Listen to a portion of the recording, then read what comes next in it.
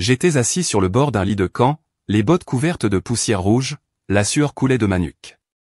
Le bourdonnement du vent du désert à l'extérieur de la tente était à peine enregistré. Cette journée avait été comme n'importe quelle autre journée de déploiement, des exercices de routine, de longs silences et le poids de la mémoire qui pesait comme sur mon équipement. Nous venons de rentrer d'une patrouille de 8 heures et j'étais sur le point de m'écraser lorsque mon téléphone satellite a sonné avec un signal faible.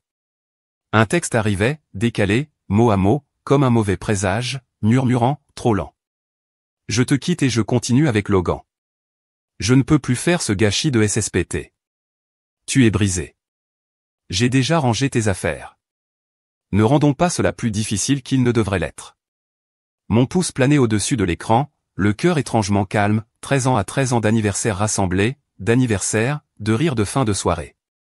Et des excuses murmurées. 13 ans se sont résumés à un message qui ressemblait plus à un avis de recouvrement qu'à un au revoir. Je n'ai même pas senti mon corps tendu, pas de colère, pas d'inspiration brusque, juste un calme que je n'avais pas ressenti depuis des mois. J'ai relu le message 4 fois, non pas parce que je n'y croyais pas, mais parce que je voulais m'assurer que je n'étais pas en train d'halluciner. Tout est flou, mais pas ça. C'était réel, aussi réel que le solde zéro que j'ai vu lorsque j'ai ouvert l'application bancaire qu'elle et moi avons partagée une fois. J'ai reconnu l'eurodatage du retrait il y a 5 heures. Elle a attendu que le chèque soit compensé avant d'envoyer le SMS. J'ai repensé à notre dernière conversation, coupée au loin. Elle m'a demandé si je voulais qu'elle envoie de nouvelles photos de notre chien Jasper. Je lui ai dit que j'adorerais qu'elle ne le fasse jamais. Mes doigts bougeaient lentement pendant que je tapais un seul mot compris. Je n'avais pas confiance en moi pour écrire davantage, non pas parce que j'avais envie de crier, de supplier ou de discuter, mais parce que le silence était ma meilleure arme. Maintenant, elle s'attendait à de l'indignation, peut-être même au désespoir. Elle ne l'aurait pas non plus. La femme à qui j'avais autrefois confié tout s'était révélée avec une précision chirurgicale, et moi? J'étais un soldat entraîné à endurer, à observer, à exécuter quand le moment l'exigeait. Je restais assis là encore un moment, laissant la poussière retomber autour de moi et dans ma poitrine. Trey est entré dans la tente, s'est affalé sur la couchette en face de moi et a gémi, « Toi, bon homme. » Je l'ai regardé, masque en place. Ouais, juste fatigué. Tu n'as pas demandé plus. Personne dans une unité comme la nôtre n'a franchi la surface à moins d'y être invité. Cette nuit-là, je me suis allongé dans mon lit et j'ai regardé le plafond en toile, repensant au moment où j'ai remarqué pour la première fois que Tessa avait changé. Ce n'était pas évident, rien ne l'est jamais au début, mais il y avait une différence dans la façon dont elle s'était arrêtée lors de notre dernier appel FaceTime, dans la façon dont son sourire n'atteignait pas vraiment ses yeux. Elle m'a dit de prendre soin de moi avant de signer. Et je me souviens avoir pensé à quel point cela semblait froid, venant de quelqu'un qui s'endormait sur ma poitrine rien qu'en écoutant les battements de mon cœur. Je savais que cela allait arriver. Peut-être pas de cette manière exacte, pas si froide et rapide, mais j'avais senti le changement. C'est ce pourquoi nous sommes entraînés à détecter une perturbation du schéma, un changement de rythme, un mouvement ennemi. Je ne m'attendais tout simplement pas à ce que l'ennemi porte le parfum de ma femme, mais même là, je me suis préparé. Il y a 3 mois, avant ce dernier déploiement, j'ai ouvert un compte privé à mon nom, ne transférant que 10% de chaque salaire. J'avais déplacé des copies de nos documents juridiques, de nos actes, de nos dossiers médicaux et même de mes contrats de service, dans une unité verrouillée dans un établissement du centre-ville de Spokane. Je lui ai dit que c'était pour des raisons de sécurité militaire. Elle a hoché la tête, m'a embrassé au revoir et a probablement appelé Logan 10 minutes plus tard. Cela ne m'a pas brisé, mais cela m'a réduit à quelque chose d'élémentaire. Une fois les lumières éteintes, je me suis levé tranquillement et je suis sorti de la tente. L'air était plus frais maintenant, les étoiles plus claires qu'elles ne l'avaient jamais été. De retour à la maison, j'ai allumé une cigarette, ma seule mauvaise habitude, ce déploiement maintenu, et j'ai laissé la fumée me piquer les poumons. Mes mains ne tremblaient pas. Cela m'a surpris. Dans le passé, j'aurais pu me noyer dans des hypothèses, pas maintenant. Il y avait de la clarté dans la trahison. Cela a aiguisé les choses, fait crier les priorités à travers le bruit. Tessa pensait que c'était la fin d'un homme brisé. Elle avait tort. Ce fut le début de quelqu'un qu'elle n'a jamais pris le temps de comprendre, quelqu'un qui ne crie pas, ne pleure pas et ne s'effondre pas, quelqu'un qui regarde, apprend et planifie. Le vent tourna, emportant au loin l'odeur de quelque chose de brûlant. J'ai tiré une dernière bouffée, j'ai laissé tomber la cigarette dans le sable et je l'ai écrasée avec ma botte. Puis je suis retourné dans la tente, j'ai rampé dans mon lit et j'ai fermé les yeux. Je n'étais pas brisé. Je devenais quelque chose de bien plus dangereux. Elle traçait les lignes sur mon visage comme une carte, murmurant que chacune racontait une histoire de force. À l'époque, je la croyais. Quand je suis rentré de ma deuxième tournée et que j'ai trouvé une bouteille de whisky sur le comptoir, non pas parce que j'en avais besoin, mais parce qu'elle pensait que cela pourrait m'aider à dormir. À l'époque où les cauchemars n'étaient pas encore devenus une routine, avant que ses yeux ne commencent à me regarder au lieu de me regarder. Tessa a toujours dit qu'elle était fière de moi, de la façon dont je servais, de la façon dont je gardais ma douleur en bouteille, gardais le chaos loin de nos enfants, de notre maison, de sa paix. Mais la fierté a une date d'expiration. Apparemment pour elle, cela s'est terminé lorsque les cauchemars ont commencé, quand je me réveillais en griffant des images fantômes trempées de sueur, haletant comme si la guerre avait rampé dans mes poumons. C'est à ce moment-là qu'elle a cessé de me considérer comme un mari et a commencé à me traiter comme un fardeau. Elle a appelé cela une absence émotionnelle, a affirmé que j'ai vérifié, puis je me suis retiré dans le silence. Elle n'avait pas tort. J'étais devenu silencieux, mais pas par apathie, ni par effort. J'essayais de ne pas briser les choses avec mon chagrin, j'essayais de ne pas faire couler mes cauchemars sur son oreiller, mais dans son esprit, le silence était une faiblesse, et la faiblesse n'était pas sexy, pas quand on avait un nouveau voisin avec des abdos, un demi-sourire et un travail qui ne s'accompagnait pas de traumatisme. Logan, instructeur de fitness de 29 ans, un homme dont le plus grand combat était l'apport en protéines. Il a emménagé dans le bâtiment d'en face environ 6 mois avant mon dernier déploiement. Je l'ai chronométré à ce moment-là. Il fit trop longtemps signe à Tessa depuis son balcon. La façon dont elle lui rendit son sourire aurait dû m'en dire plus. Puis sont venus les petits changements. Elle a verrouillé son téléphone et m'a dit que nos mots de passe partagés étaient obsolètes. Les appels qui étaient auparavant sur haut-parleur étaient soudainement retenus contre sa poitrine. Elle a commencé à s'entraîner davantage et a dit qu'elle avait besoin d'endorphines. Ses mains, qui se sont instinctivement tendues vers les miennes, ont trouvé le bord du canapé, froide, distante, stratégique.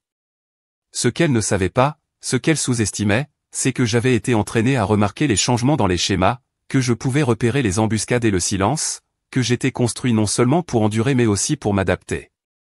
Ainsi, pendant qu'elle était occupée à se laisser aller à des flirts et à des demi-vies, j'ai fait mes propres préparatifs. J'ai redirigé une partie de ma solde militaire vers un compte d'épargne privée sous un autre nom. Raymond Alamy était le nom de mon grand-père et c'était comme faire appel à la mémoire du sang. Je n'ai pas touché au fond, je les ai juste regardés croître en silence. Je ne voulais pas qu'elle ressente la douleur, pas encore. Je voulais qu'elle se sente à l'aise, confiante et intouchable. J'ai aussi loué une petite unité de stockage à Spokane, je l'ai verrouillée avec tout. Elle ne s'est jamais suffisamment souciée de me demander les originaux de mes dossiers de service, les documents de décharge, le titre de propriété de la maison. Elle a toujours pensé que j'avais mis son nom dessus. Je ne l'ai jamais fait. Nous en avons parlé. Bien sûr, elle a qualifié cela de romantique lorsque je lui ai dit « Ce qui est à moi est à vous », mais la paperasse ne repose pas sur des promesses. Et j'ai gardé cet acte à mon nom pour une seule raison, la protection. J'ai pris des photos de nos biens, de chaque objet de valeur, des numéros de série, des preuves d'achat, j'ai sauvegardé toutes nos photos de famille sur un cloud privé, non pas parce que j'avais prévu de fuir, mais parce que moi, puisqu'elle était déjà à mi-chemin. Je n'essayais pas de la piéger, je refusais simplement de me retrouver les mains vides. Elle pensait que le SSPT me rendait faible. Elle a oublié. J'ai conduit des hommes à travers des champs où la mort était la seule issue prévisible, j'ai sorti des corps de véhicules en feu, j'ai regardé le canon d'une arme avec rien d'autre que mon instinct et mon entêtement pour me retenir de respirer. Mon traumatisme n'était pas une faiblesse, c'était une mémoire, et la mémoire, lorsqu'elle est utilisée correctement, est un pouvoir.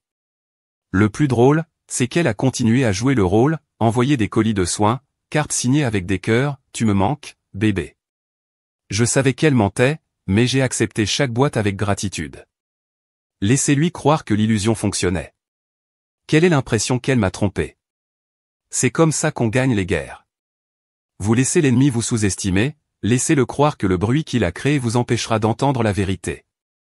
Lorsqu'elle m'a serré dans ses bras avant le déploiement, elle a tenu le coup une seconde de trop, presque comme si la culpabilité s'accrochait à mon uniforme. Je l'ai embrassée sur la joue, en pensant au péché de la femme que j'aimais, et je lui ai dit, je serai de retour avant que tu le saches. Elle sourit puis dit quelque chose qu'elle n'avait jamais fait auparavant, prenez votre temps. J'ai su alors que ce n'était pas seulement une question de séparation. Il s'agissait d'ouvrir la voie à quelqu'un de nouveau, quelqu'un qui ne se réveillait pas en sueur et en murmurant les noms des morts, quelqu'un de simple. Elle a vu des dégâts. J'ai vu une stratégie se former, vous ne bougez pas tant que l'ennemi n'a pas montré sa main. Et Tessa, elle distribuait ses cartes à la vue de tous. 2 semaines après le message qui a divisé ma vie en deux, j'ai repris le rythme, exercices matinaux, contrôle d'armes, revue tactique. En surface, j'étais aussi calme que jamais, mais chaque routine, chaque hochement de tête, chaque respiration que je prenais filtrait à travers une nouvelle lentille, une lentille où la confiance était morte et la clarté avait remplacé l'émotion. J'avais du travail à accomplir, pas seulement sur le champ de bataille, mais aussi en dehors. Il était tard quand c'est arrivé. Je revenais d'une marche nocturne de 8 mètres, le dos me faisait mal, les épaules tendues sous l'armure, la sueur me brûlait les yeux. Je me suis effondré sur mon lit de camp, les doigts trop endoloris pour même dénouer mes bottes. Lorsque le téléphone satellite s'est effondré, l'écran s'est allumé avec une rafale d'alerte, mon application de banque privée, celle que Tessa ne connaissait pas, tentative de retrait, virement, code d'erreur. Finalement, confirmation, 91 000 $. Parti, je n'ai pas scié. J'ai juste regardé, le cœur tranquille, comme si j'observais une tempête de loin. Elle ne savait pas que j'avais des yeux sur ce compte. Elle pensait qu'elle m'avait complètement nettoyé. Elle a dû fouiller dans la solde militaire que je n'avais pas réacheminée à temps, la solde étant toujours déposée sur le compte commun. Ce nombre n'était pas seulement un chiffre, c'était un cri en chiffres. Elle voulait s'assurer que je n'avais rien sur quoi revenir.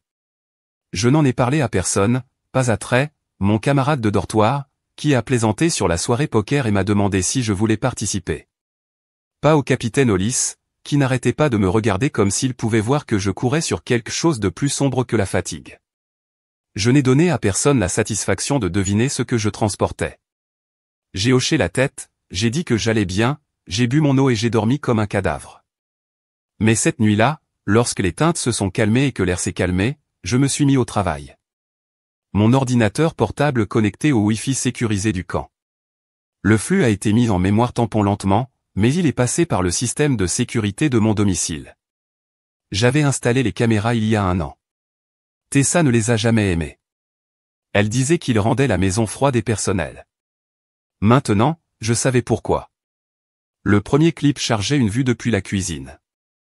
Et il était là, Logan, chez moi, portant mon sweat à capuche gris, celui que Tessa volait toujours dans mon placard quand elle voulait se sentir enveloppée dans moi. Il était pieds nus, feuilletant nonchalamment le courrier comme si c'était sa place. J'ai regardé Jasper, mon chien, apparaître en tapotant. Logan s'agenouilla, lui tapota la tête et lui offrit une friandise. Jasper remua la queue, comme si c'était normal, comme si cela se produisait depuis des semaines. Puis vint Tessa. Elle flottait dans le cadre comme un fantôme dans sa peau, confortable et décontractée. Elle a embrassé Logan sur la joue, a ri de quelque chose qu'il a dit, puis a sorti 2 bières du réfrigérateur, le même réfrigérateur dans lequel j'avais intégré des étagères. Quand elle a dit qu'elle avait besoin de plus d'espace, je me suis penché en avant, les regardant se déplacer dans la maison comme si elle avait toujours été la leur. La rage n'est pas venue, pas encore.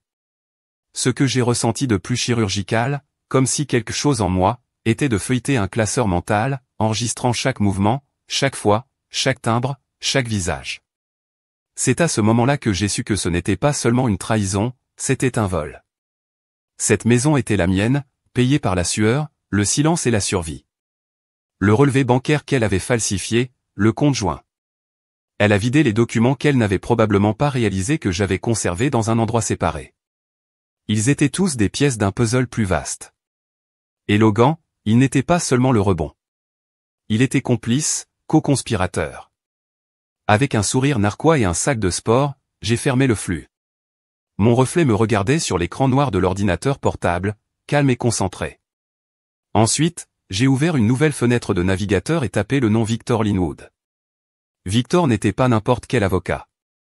C'était un ancien officier d'infanterie devenu pitbull légal.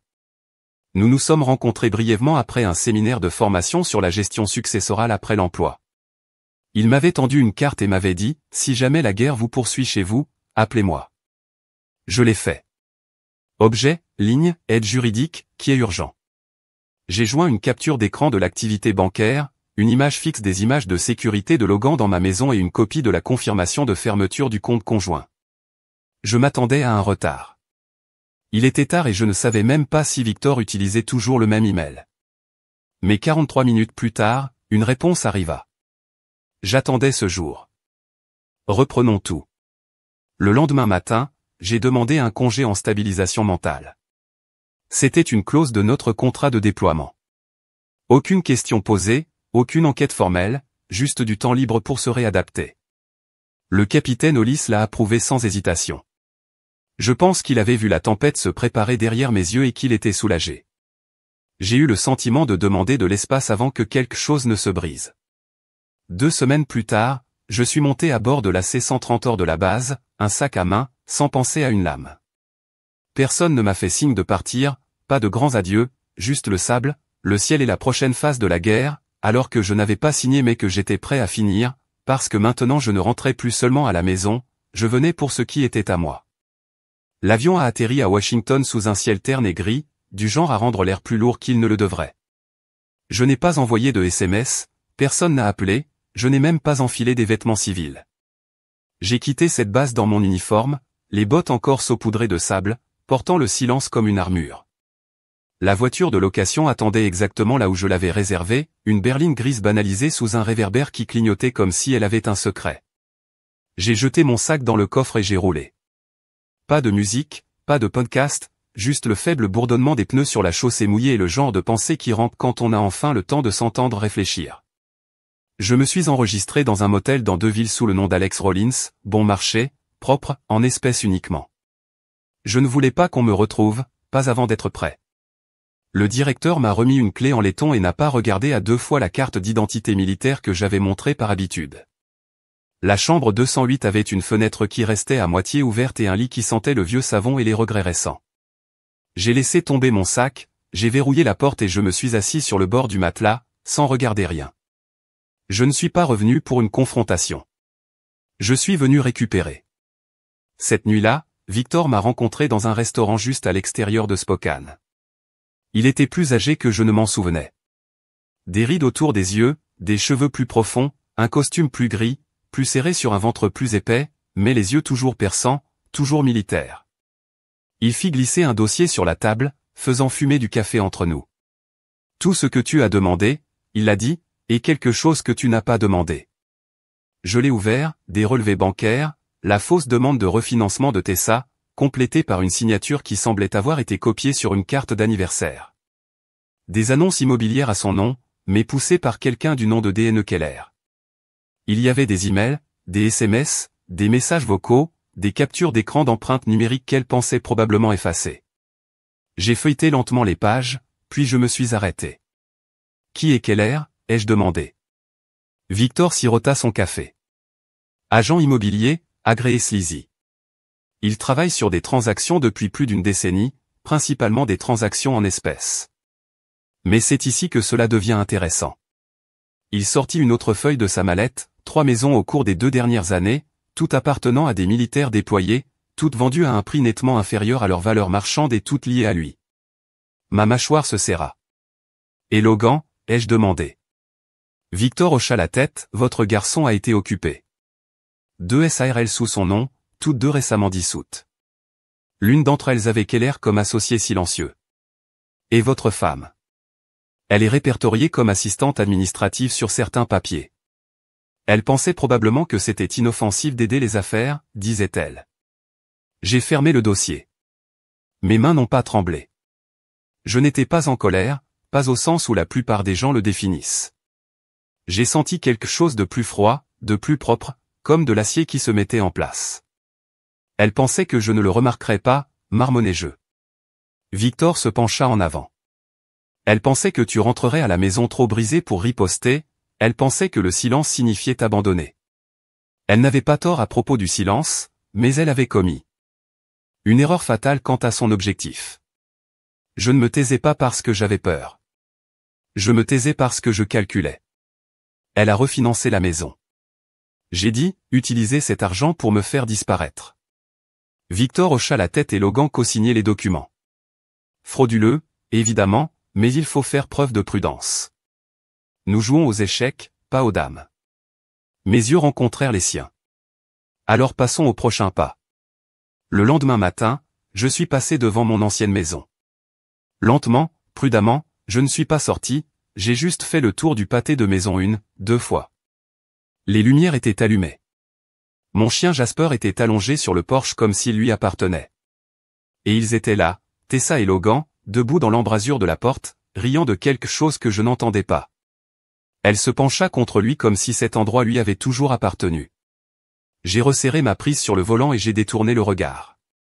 Je n'allais pas entrer en trombe à l'intérieur, je n'allais pas crier. Cela leur donnerait du pouvoir, fêtant une histoire. Ils pouvaient faire tourner le vétérinaire en colère qui revenait sans encombre. Non, ce n'était pas mon itinéraire. Au lieu de cela, je suis allé à l'unité de stockage. Ma vie de sauvegarde était là où je l'avais laissé, l'acte original, les documents d'assurance, mes relevés de compte privés, même la clé USB avec notre vidéo de mariage, même si je ne savais pas pourquoi je l'avais toujours. J'ai ouvert la porte du casier, respiré le péché du métal froid et de la poussière et j'ai souri. Elle pensait que j'étais effacé, mais j'avais conservé toutes les traces de qui j'étais et de ce que j'avais construit sans elle. Sur le chemin du retour au motel, je me suis arrêté dans un petit bureau de striptease. Victor attendait à l'intérieur. Il m'a tendu un téléphone portable et une clé USB. Ceci, a-t-il dit, en tapant sur le disque contient tout ce dont nous avons besoin, des emails entre Logan et Keller, des SMS de Tessa à l'agent immobilier, les images de sécurité de la maison et, plus important encore, la demande de refinancement avec la signature incompatible. Tu es prêt à brûler tout ça? J'ai mis la clé USB dans ma poche et je l'ai regardé droit dans les yeux. Non, je suis prêt à le récupérer, parce que ce n'était pas seulement une trahison, c'était une tentative d'effacement. Et j'étais de retour, sans invitation, sans annonce et incassable. Le nom de Dane Keller résonnait dans mon esprit comme une mauvaise fréquence. Je ne pouvais pas me déconnecter. Victor m'avait donné le résumé, mais ce n'était pas suffisant. J'avais besoin de détails, j'avais besoin de la vérité, pas seulement pour monter un dossier, mais pour comprendre à quel genre de jeu Tessa avait joué dans mon dos. Parce qu'il ne s'agissait pas seulement de trahison, c'était d'affaires, froides, calculées, rentables.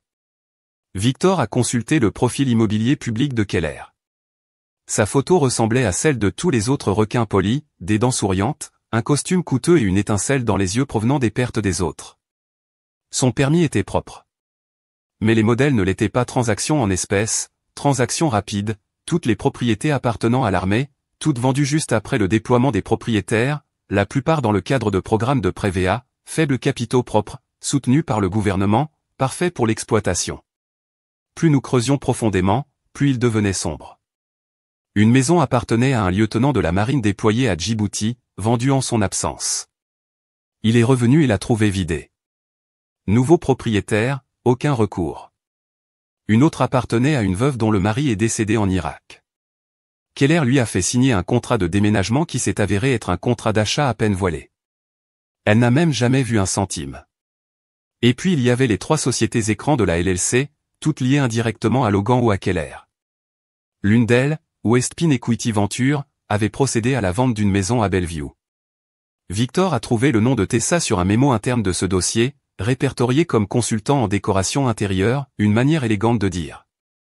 Elle a choisi des coussins et en a récupéré une part. Tessa n'était pas seulement complice, elle était impliquée. Qu'elle en connaisse ou non, l'ampleur n'avait plus d'importance. Elle a signé les papiers, fait visiter la maison et organisé la journée portes ouvertes. Alors que j'étais au milieu d'un désert, j'apprenais à dégager les ruelles et à empiler les portes. Elle a transformé mon absence en opportunité, mon silence en profit. C'est à ce moment-là que quelque chose a encore changé en moi. Je m'étais retenu, me disant que ce n'était pas personnel, que la justice pouvait être propre et clinique. Mais ce dossier l'a rendu réel. Je n'étais pas une note de bas de page dans ses erreurs, j'étais une cible dans son plan. J'ai déposé un rapport cet après-midi-là, tranquillement et à fond. PD avait une division pour la fraude immobilière. L'officier à qui j'ai parlé était poli, sceptique au début, jusqu'à ce que je lui donne les images de sécurité, les relevés bancaires et les faux documents. Quand j'ai mentionné le nom de Keller, il a haussé un sourcil. Vous n'êtes pas la première plainte que nous recevons, dit-il, mais vous êtes le premier à disposer de preuves qui relient tous les points. Bien, laissez-moi être la première fissure dans leur foutu mur. Je suis allé plus loin, j'ai gelé les fonds de refinancement. Au moment où je suis entré dans la banque et leur ai montré la fausse signature, comparé à ma carte d'identité légale et à mes documents militaires, le ton du directeur a changé. Ils l'ont immédiatement transmis à un examen juridique. En 1 heure, la transaction a été signalée et suspendue. La piste financière de Keller s'est arrêtée net. Je suis sorti de la banque et suis resté assis dans ma voiture pendant un moment à regarder les gens vaquer à leurs occupations, des mères poussant des poussettes, des enfants avec des glaces, des couples se tenant la main tous inconscients du fait que, à seulement 2 pâtés de maison, j'ai tiré le frein d'urgence sur un système qui fonctionnait en pilote automatique depuis on ne sait combien de temps. Mais je n'avais pas fini. Cette nuit-là, je me suis de nouveau connecté au système de sécurité de la maison. Je ne l'avais pas désactivé, pas encore. Je voulais voir qui entrait et sortait, ce qu'il disait quand il pensait que personne n'écoutait. À 18h23, Logan entra par le garage. Il était avec quelqu'un, un couple d'une 40aine d'années. Il ouvrit le réfrigérateur et leur versa à tous des verres de vin tirés d'une bouteille. J'ai reconnu ma bouteille, celle que j'avais gardée pour notre 15e anniversaire.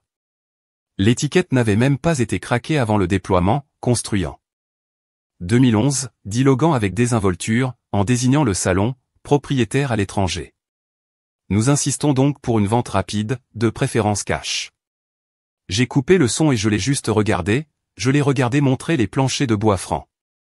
Je me suis installé dans le coin petit déjeuner que j'ai construit à la main après que Tessa se soit plainte que nous n'avions pas de coin confortable.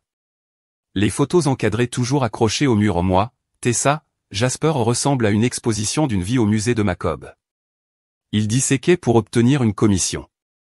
Quand le couple est parti, Logan s'est dirigé vers le canapé, s'est affalé et a sorti son téléphone. Un instant plus tard, Tessa apparut. Elle était pieds nus, confortable. Elle l'embrassa, puis s'assit à côté de lui et rit de quelque chose qu'il lui montra sur son écran. Il ressemblait à un couple jouant à la maison dans la peau de quelqu'un d'autre ma peau. J'ai enregistré la séquence, je l'ai sauvegardée dans 3 sauvegardes cryptées, puis je l'ai envoyée par courrier électronique à Victor et je l'ai jointe au rapport de police.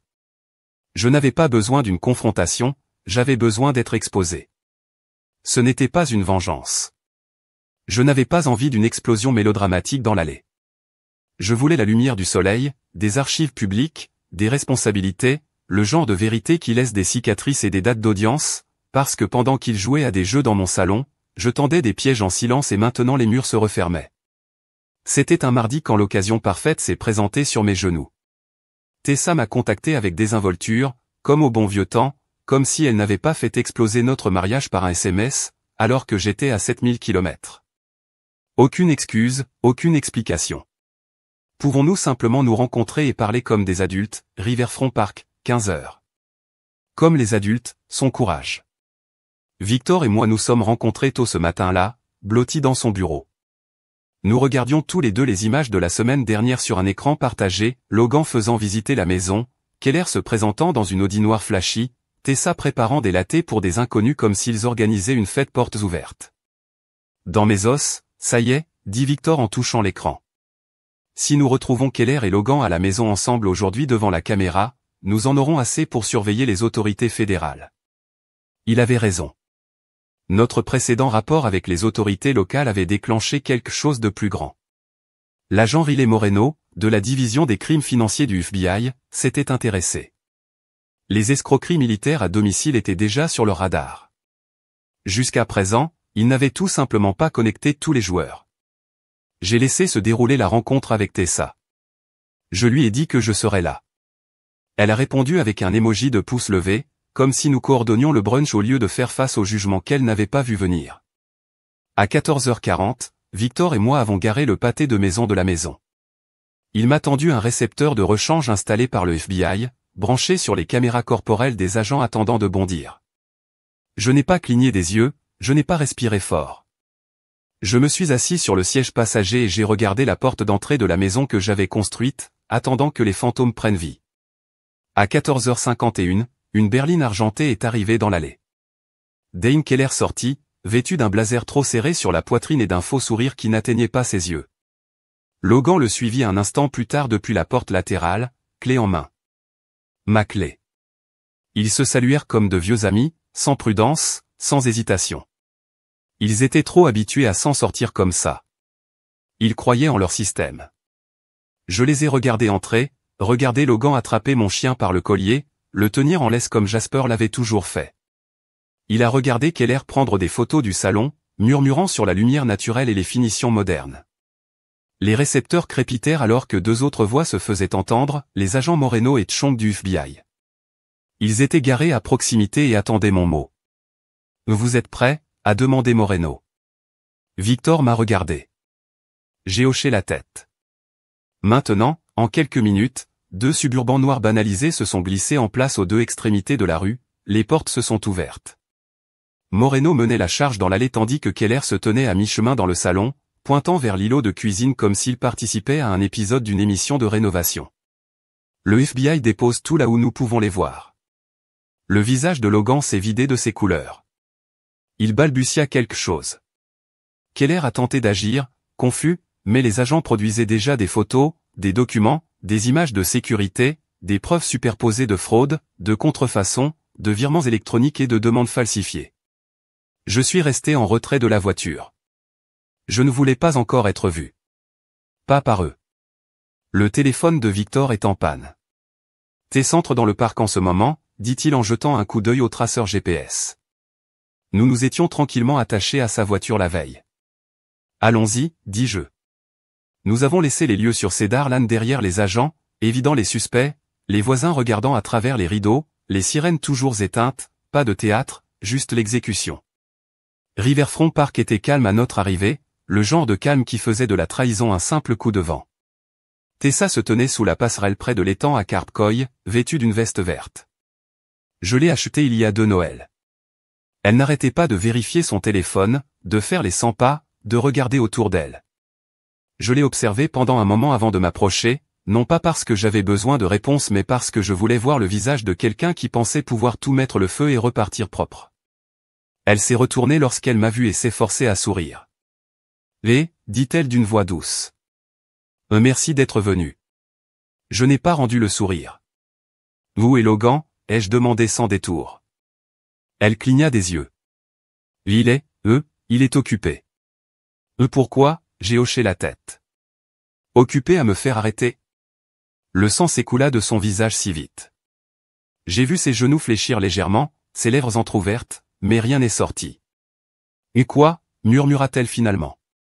« Mais tu devrais probablement vérifier ton téléphone, dis-je. » Elle le chercha, déverrouilla l'écran et les messages s'allumèrent les uns après les autres, appel de Logan, alerte manquée de la sécurité de la maison et ping d'information. Cela a dû toucher le fil plus vite que prévu. Elle m'a regardé, les larmes aux yeux, mais je n'ai pas été ému. Mais tu penses que c'était juste à cause de ta triche, ai-je demandé, tu penses que ce texte que je te laisse tuer est brisé, qu'il se terminerait par le silence ? Je ne l'ai pas fait, a déclaré Logan. Il m'a dit que tu ne te battrais pas, que tu disparaissais. Je me suis rapproché, ma voix basse et tranchante. Logan ne me connaît pas, et toi non plus. Elle m'a regardé comme si elle me voyait pour la première fois, non pas comme un mari, ni comme une victime, mais comme l'ombre qu'elle essayait d'effacer et qu'elle ne pouvait plus distancer. Je ne voulais pas aller aussi loin, murmura-t-elle. Je n'ai pas répondu, je me suis juste retourné et je suis parti, parce que ce n'étaient pas ces mots dont j'avais besoin. C'était la justice déjà en mouvement derrière moi. J'ai regardé tout cela se dérouler à bonne distance derrière des vitres teintées, garées de l'autre côté de la rue comme une pensée oubliée. J'étais assis alors que le monde que j'avais autrefois construit s'effondrait, brique par brique, boîte par boîte. Des banlieues noires bordaient l'allée. Des agents et des coupe-vents de la marine ont envahi ma maison, criant des ordres qui ont brisé l'illusion tranquille de la banlieue. Logan fut le premier à être traîné dehors, la chemise froissée, les cheveux ébouriffés et les mains attachées derrière le dos. Il avait encore l'audace de paraître confus. Comme si ce n'était pas le jour où sa chance s'était arrêtée. Keller est arrivé ensuite, le téléphone toujours à la main, se disputant avec quelqu'un à l'autre bout du fil, jusqu'à ce qu'un agent le lui arrache au milieu d'une phrase. Il portait des mocassins sans chaussettes, parce que bien sûr, c'était le genre d'homme qui vendait des mensonges au Cachemire et s'attendait à ce que le monde applaudisse. Tessa est arrivée la dernière. Le timing était presque poétique. Elle s'est garée dans l'allée, la musique continuait à sortir des haut-parleurs, en sirotant un smoothie, ses lunettes de soleil repoussées dans ses cheveux. Elle est sortie de la voiture et s'est figée. Je l'ai vue cligner des yeux une fois, 2 fois, son cerveau se démenant pour concilier l'image devant elle. « Logan » cria-t-elle, la voix tremblante. Logan n'a pas répondu. Il était trop occupé à être fourré à l'arrière d'un véhicule fédéral.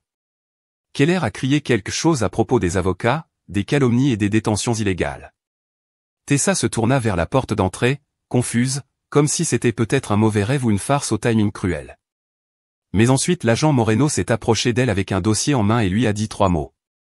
Je ne pense pas qu'elle s'attendait à entendre. Nous devons parler.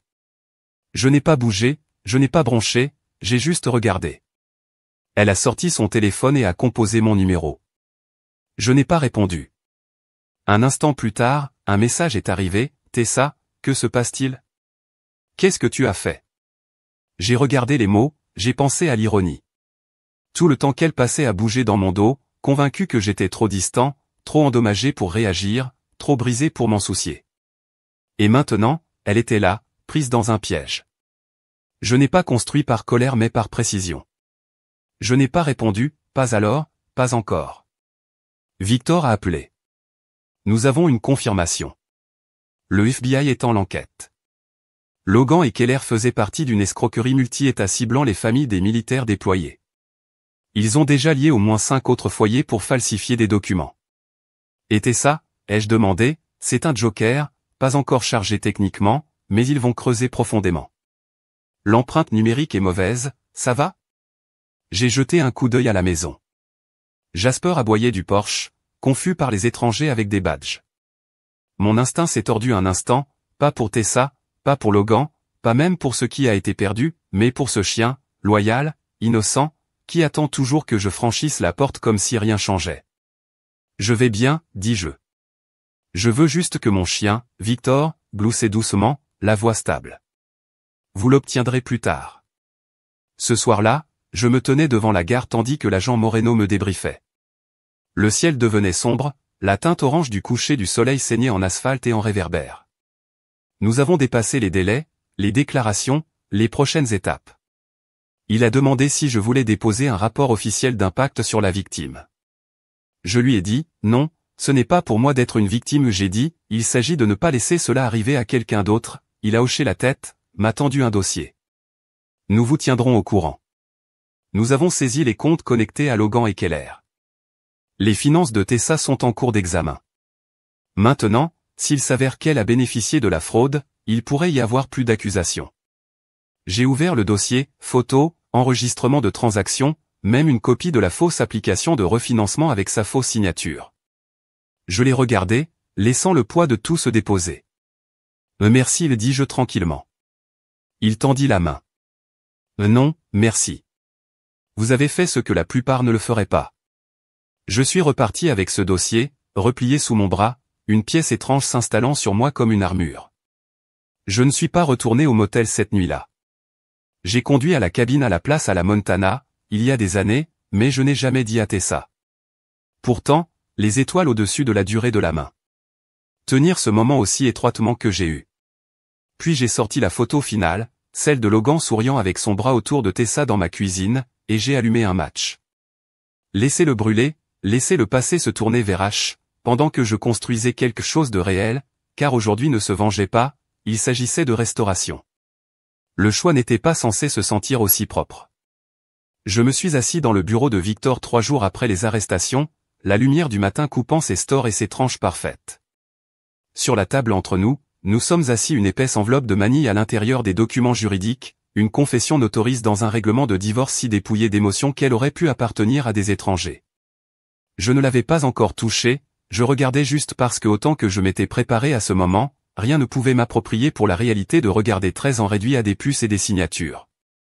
Victor se pencha en arrière sur sa chaise, les bras croisés.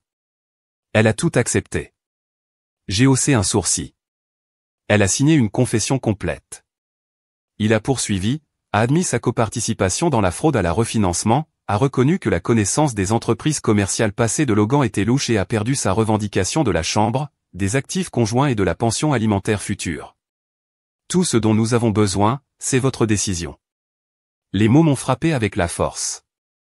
Du silence. Ils n'étaient pas bruyants, ils n'ont pas fait écho, mais ils ont déplacé l'air dans la pièce, comme le moment avant une brèche, quand tout tient immobile, avant que tout change. Supprimer mon nom de la propriété en utilisant une signature falsifiée, puis une autre reconnaissance de Logan a empoché les bénéfices de la vente de maison tandis que les propriétaires sont toujours à l'étranger. Marcus, mais c'est votre appel. J'ai regardé la dernière page, la ligne de signature finale où son nom était assis à côté d'une date et le cachet noir audacieux d'un notaire de la cour. Je pensais que je ressentirais quelque chose de triomphant. Je ne l'ai pas fait, je me sentais juste fini. Victor se pencha en avant. Alors, que voulez-vous ? Je me tournai lentement vers lui, voix basse, délibérée. Je veux qu'elle sache que ce n'est pas ce qu'elle a cassé, c'est ce qu'elle a construit. Il m'a étudié, le coin de sa bouche se contractant avec quelque chose de proche de la fierté. Ensuite, nous avons déposé cela aujourd'hui, a-t-il déclaré. J'ai hoché la tête, il a fait l'appel à son paringal et juste comme ça, le divorce a été soumis aux tribunaux. Propre, incontesté et irréversible. Pas de dépôt tiré, pas d'assassinat de personnage, juste une signature, une confession et le son d'une porte fermée avec la finalité. Je suis sorti du bureau de Victor dans un monde qui avait la même apparence mais je me sentais complètement différent. Le ciel était encore gris, la ville toujours bruyante, mais en moi quelque chose avait été déverrouillé, oh attendez, je ne savais pas que je portais finalement. Il ne restait plus rien à Tessa, pas de compte bancaire, pas de biens, pas de promesses. J'étais libre. Elle n'a pas tressailli. Vous avez fait valoir votre point de vue, Julian. Vous avez prouvé que vous n'êtes pas le pushover. Vous avez montré vos dents. Mais ne prétendez pas que vous ne vous souciez pas du désordre. Vous avez toujours détesté le drame public. Tu as raison. Dis-je debout. Je déteste le drame. C'est pourquoi j'ai construit mon cas en privé, pourquoi je ne suis pas allé aux médias, pourquoi j'ai donné à votre famille la permission d'être exposé à huis clos au lieu d'une salle d'audience. Je me suis promené dans le bureau, j'ai pris le dossier de sa main et je l'ai jeté dans le bac sans l'ouvrir. Vous ne pouvez pas vraiment penser que c'est fini, a-t-elle dit en montant. Vous pensez parce que vous avez des documents et quelques signatures. Tu es propre. Je l'ai regardé dans les yeux. Je n'ai pas besoin d'être propre, j'ai besoin d'avoir fini et je le suis. Elle se rapprocha, la voix plus douce. Maintenant, nous pouvons résoudre ce problème, Julian. Peut-être pas tout, mais quelque chose. Nous étions bons une fois. Non, dis-je, nous avons été polis une fois. Il y a une différence. Sa lèvre a tremblé pendant une seconde, juste un flash, j'ai vu la femme que j'ai épousée, celle qui se moquait de mes impressions stupides et danse pieds nus dans la cuisine. Mais elle était partie, remplacée par quelqu'un qui a vu l'amour comme un effet de levier et de loyauté que la monnaie. Vous nous avez trahis, a-t-elle dit, tremblant la voix. Vous avez humilié ma famille. Vous êtes devenu nucléaire. Non, dis-je calmement. Je me suis finalement choisi. Elle se tourna vers moi, les bras croisés. Ils essayaient juste de me protéger, de sécuriser notre avenir en volant le mien. J'ai rapproché mon niveau de ton en m'éclairant pour signer mon nom de tout ce que mon grand-père a construit. Elle a tourné, vous pensez que vous êtes une sorte de héros maintenant ? Vous pensez que tout cela vous rend noble ? J'ai haussé les épaules, pas noble, je viens de terminer. Elle me regarda, à la recherche d'une ouverture, d'une fissure, de tout ce qu'elle pouvait passer, mais il ne restait plus rien. Très bien, a-t-elle dit finalement attraper son sac. Gardez l'entreprise, gardez votre précieux héritage, mais vous le regretterez. La famille est tout, Julian, même s'ils sont en désordre, même s'il faut, en fin de compte, le sang est du sang. Je l'ai dirigé vers la porte, la ouverte. Alors peut-être que vous n'auriez pas dû essayer de me vendre pour cela. Elle se figea dans l'embrasure de la porte, les yeux écarquillés, les larmes menaçant, mais refusant de tomber. Pendant un moment, je pensais qu'elle pourrait parler, s'excuser, atteindre moi. Au lieu de cela, elle a carré ses épaules et a quitté les talons en cliquant dans le couloir en marbre comme les tambours de guerre se retirant. J'ai fermé la porte et je me suis penché contre lui, laissant le calme s'installer. C'était étrange. Le relief ne ressemblait pas à un feu d'artifice ou à un grand désactive. C'était comme si l'immobilité, comme le son de quelqu'un qui paraît sachant que vous ne suivrez pas. J'ai jeté un coup d'œil au bac où sa proposition était assise, non ouverte. Je pouvais encore sentir son parfum dans l'air, doux, cher, décoloré. Elle avait raison sur une chose, la famille est tout, mais confiance. C'est ce qui fait une famille et qu'elle avait brisé au-delà de la réparation. Le nom de Barrett se sentait comme une ombre, quelque chose de lourd et long, s'étendant sur chaque décision que j'ai prise, chaque pièce que je suis entré. Mon grand-père, Henri, l'avait construit avec grain et patience, brique de brique, dollar par dollar dur. Pendant des années, j'avais l'impression de marcher simplement dans son écho. Mais maintenant, assis derrière son ancien bureau en acajou, avec la lumière du soleil coulant à travers les bébailles de son ancien bureau, je l'ai ressenti différemment. Ce n'était plus un poids, c'était une fondation.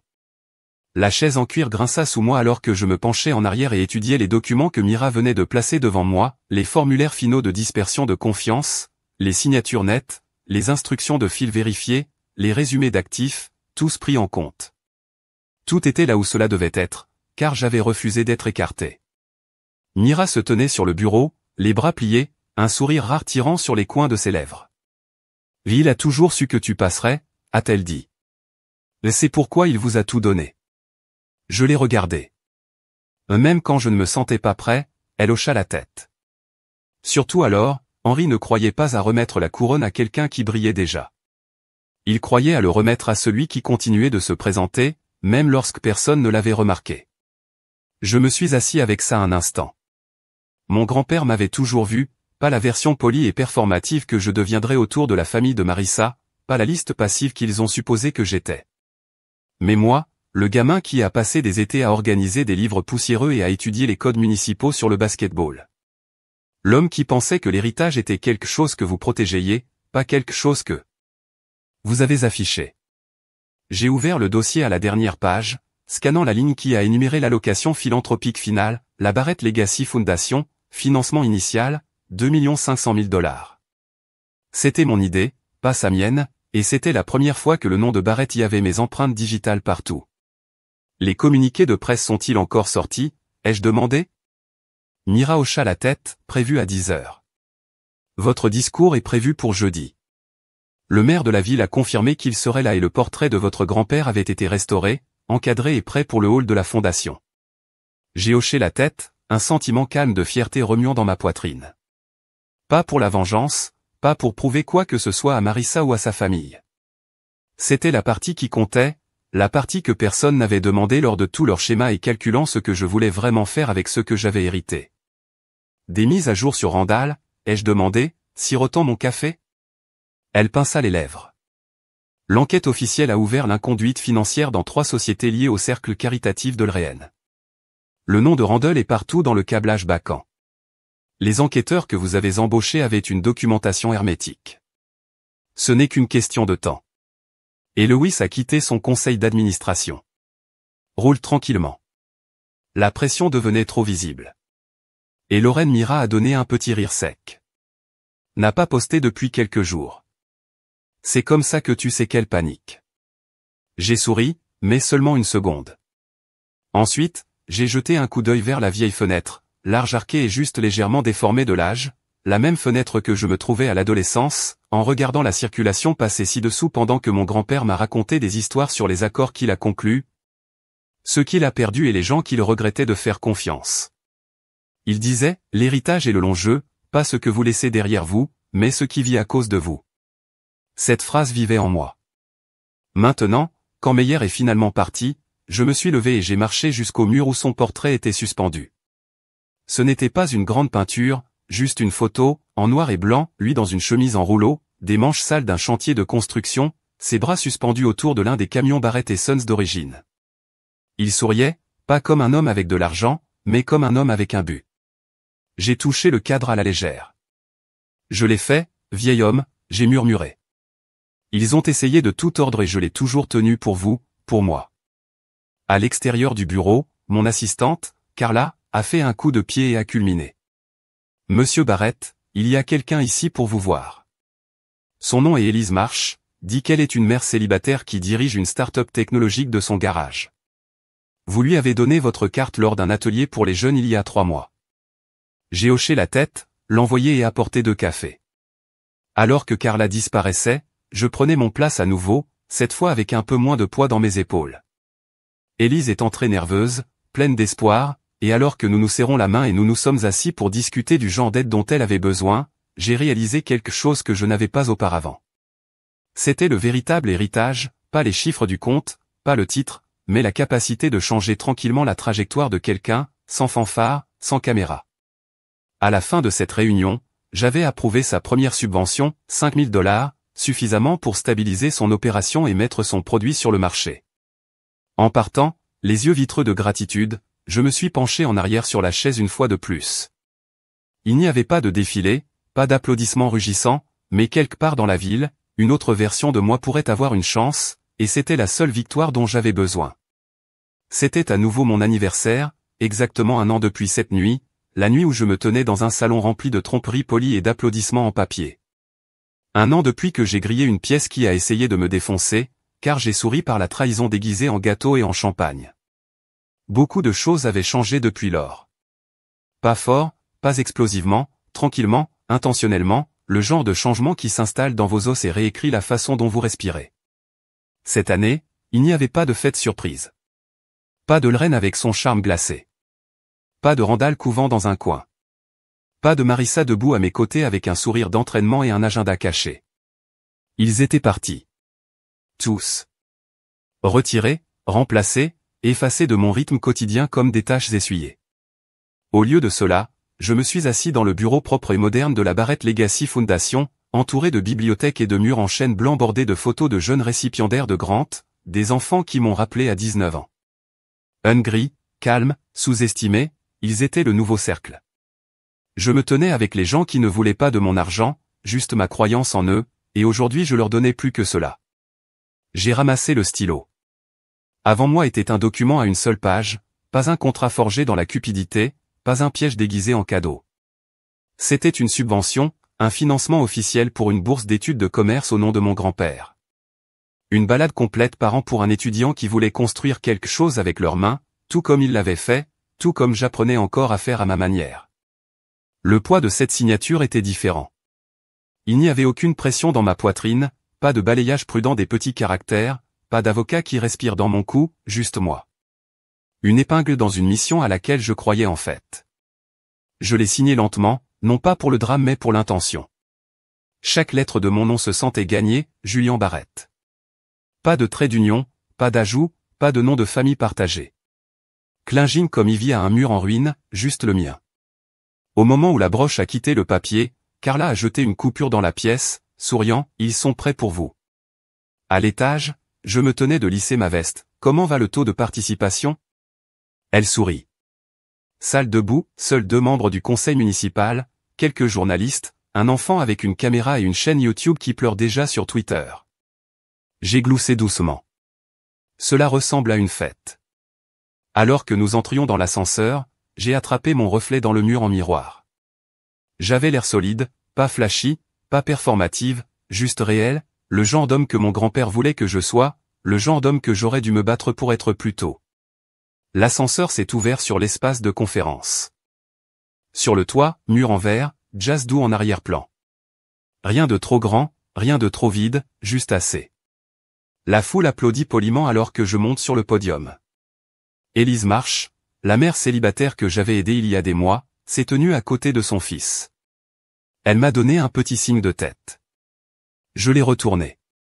Ce signe de tête signifiait plus pour moi que tous les applaudissements mis en scène de l'Réenne combinés. Je m'éclate de la gorge, regardez mes notes, puis je les ai pliées et les ai mises de côté. J'ai eu un autre type d'anniversaire l'année dernière. J'ai dit qu'il y avait des lumières, des sourires, des cadeaux, mais ce n'était pas une célébration. C'était un appel de réveil, un rappel que tout le monde dans votre cercle n'est pas dans votre coin. La pièce a calmé le genre de silence qui signifie que les gens écoutent vraiment.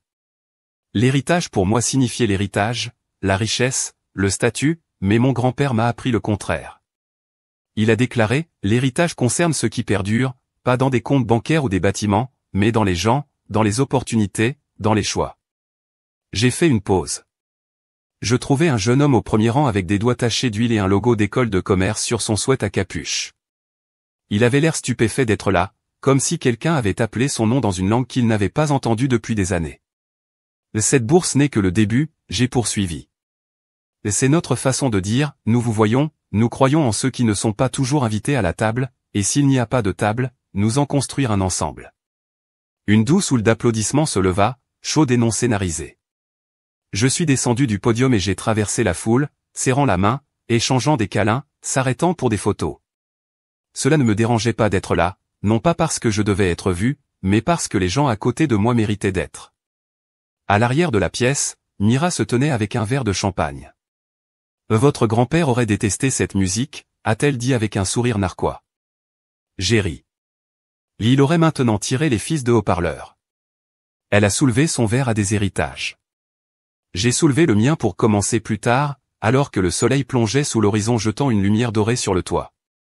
Je suis resté seul un instant, respire juste, pas de bruit, pas de faux visage, pas de cordes qui tirent sur mes choix.